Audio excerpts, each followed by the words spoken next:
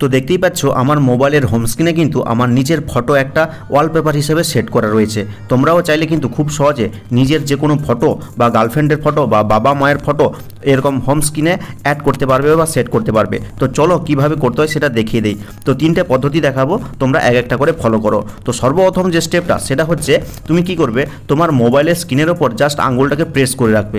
Press করে রাখলে ঠিক এরকম ইন্টারফেস দেখতে পাবে কোনো একটা জায়গায় এই ওয়ালপেপার নামক একটা লেখা উঠেছে। তো তুমি কি করবে, এই ওয়ালপেপার অপশানে ক্লিক করে দিবে। আর ক্লিক করলেই দেখতে পাবে এরকম অসংখ্য ওয়ালপেপার কিন্তু অটোমেটিক চলে আসবে। এখন তুমি চাইলে যে কোনো একটা ওয়ালপেপারের উপর ক্লিক করলেই কিন্তু এই ওয়ালপেপারটাকে তুমি মোবাইলের হোম স্ক্রিনে সেট করতে পারবে। কিন্তু তুমি চাইছো নিজস্ব কোনো ফটোকে হোম স্ক্রিনে সেট করতে, তার জন্য দেখো নিচে কিন্তু অনেকগুলো অপশান রয়েছে। একটা রয়েছে তো ওয়ালপেপার, আর একটা রয়েছে দেখো প্রোফাইল। এই প্রোফাইল অপশানে ক্লিক করবে।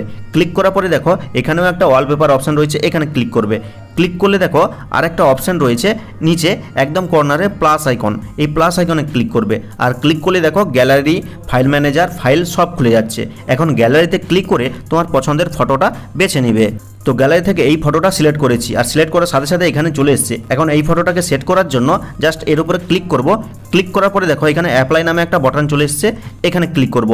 ক্লিক করার পরে সেট অ্যাজ হোম স্ক্রিন নামে একটা অপশান রয়েছে দ্বিতীয়, এখানে ক্লিক করব।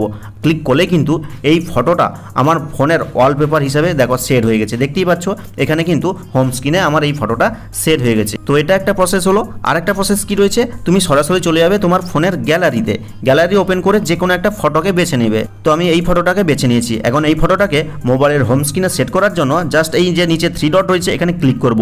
ক্লিক করার পরে দেখো সেট অ্যাজ ওয়ালপেপার নামে একটা অপশান রয়েছে, এখানে ক্লিক করব। আর ক্লিক করার পরে ঠিক একইভাবে এখানেও সেই অ্যাপ্লাই বাটন চলে এসছে এবং সেট অ্যাজ হোম স্ক্রিনে ক্লিক করলেই কিন্তু এই ফটোটা আমার ফোনের ওয়ালপেপারে বা হোম স্ক্রিনে সেট হয়ে যাবে। তো চলো দেখিয়ে দিই। তো দেখতেই পাচ্ছ এখানে কিন্তু সেট হয়ে গেছে।